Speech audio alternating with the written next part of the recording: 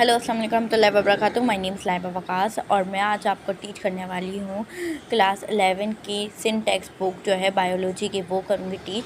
और उसमें जो है उसका चैप्टर 1 जो है उसको मैं आपको एक्सप्लेन करके बताऊँगी पूरा, तो मेरे साथ रहे। तो ये है चैप्टर नंबर 1 बायोलॉजिकल मॉलिक्यूल्स, और इसमें जो है टॉपिक नंबर 1 मैं आज टीच करने वाली हूँ, जिसका नाम है इंट्रोडक्शन ऑफ बायोकेमिस्ट्री, जो सामने लिखा हुआ भी होगा, आपको दिख रहा होगा।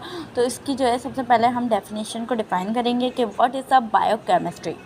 यहाँ इसकी डेफिनेशन एक्सप्लेन हुई है कि the branch of biology which explain the biochemicals basis of life is called biochemistry. It is one of the most important branch of biology due to some reasons given below है। सो biochemistry जो है ना, वो एक बहुत ज़्यादा important branch है। उसकी वजह ये है कि ये हमारी ज़िंदगियों में, मतलब लिविंग ऑर्गेनिज्म की बॉडी पर ये बहुत ज़्यादा असरअंदाज करती है। लाइक कि ये जो है हमारे जो बॉडी के अंदर बहुत सारे प्रोसेसेस हो रहे होते हैं, like DNA for enzyme, protein synthesis मतलब प्रोटीन का बनना, और उसके बाद और भी हैं लाइक मैकेनिज़्म का बनना, और बहुत सारी चीज़ें हो रही होती हैं जैसा न्यूक्लियस वगैरह। तो उसकी जो इन्फॉर्मेशन वगैरह होती है वो होती है बायोकेमिस्ट्री के बाद। मतलब बायोकेमिस्ट्री जो है वो उसको पता होता है कि हमारी बॉडी में क्या क्या बन रहा है और क्या क्या नहीं बन रहा, और ये जो है हमें इन्फॉर्मेशन प्रोवाइड करती है बायोकेमिस्ट्री, ठीक है। और कभी कभी ये भी होता है कि बहुत सारे जो है मैकेनिज़्म हमारी बॉडी के अंदर वो जो है ख़राब हो जाते हैं, मतलब एबनॉर्मल हो जाते हैं, तो उसको भी लीड जो करती है वो भी बायोकेमिस्ट्री ही लीड करती है। अगर सेकंड पॉइंट आप पढ़ें, पहले तो सबसे पहले आप सब जो है ना वो सिंटैक्स बुक जो है वो आपके अपने सामने रखें, उसका पेज खोलें और उसके बाद ये टॉपिक देखेगा, ठीक है।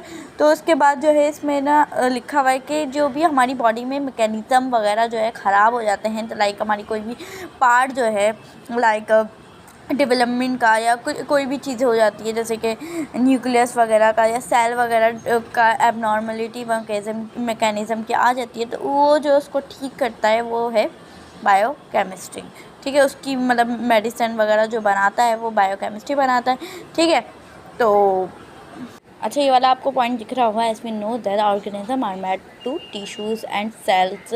तो ये वाला जो पॉइंट है ये बहुत इंपॉर्टेंट है, ये पूरा आप पढ़ेगा, इसके बाद मैं आपको बताती हूँ, ठीक है।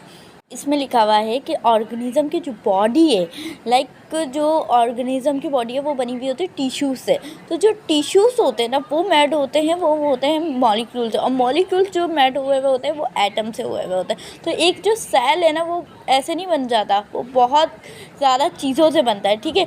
तो एक जो है इसकी बहुत अच्छी मिसाल है कि एक चीज़ दूसरे से जब जुड़ती है तो वो एक बॉन्ड बना लेती है, ये बात तो सबको पता होगी, ठीक है।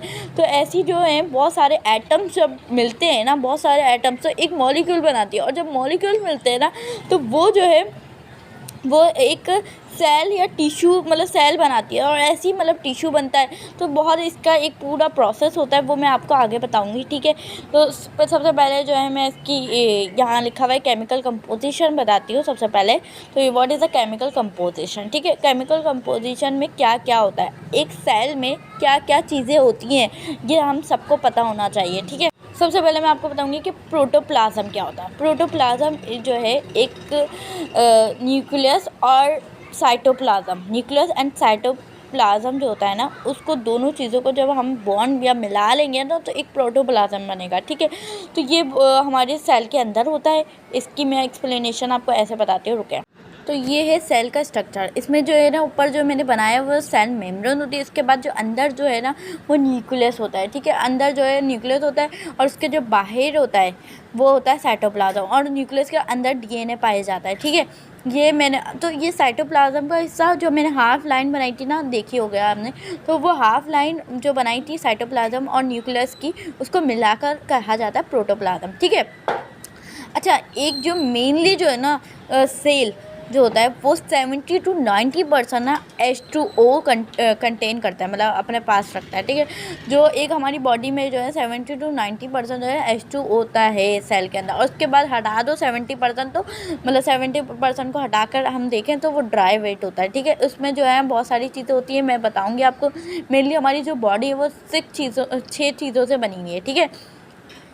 एक कार्बन है, एक हाइड्रोजन है, एक ऑक्सीजन है, एक नाइट्रोजन है, एक फॉस्फोरस है और एक सल्फेट है। इसके बगैर मतलब बॉडी बन ही नहीं सकती है, मतलब ये बहुत ही इम्पोर्टेंट इम्पॉर्टेंट जो है वो रोल। तो अगर हम बहुत सारे हाइड्रोजन को मिला दें तो एक चीज़ चेन की सूरत में बच जाएगी, एक बहुत लॉन्ग चेन बन जाएगी जिसको बायोमॉलिक्यूल कहते हैं। ऐसे हम कार्बन की चेन को मिला दें तो वो बहुत लॉन्ग चेन बन जाएगी, इसको भी बायोमॉलिक्यूल कहेंगे। तो ऐसी ही जो है चेन, तो ऐसी ही चेन जो है वो फॉस्फोरस और सल्फ़र और ऑक्सीजन वगैरह की भी बनेगी।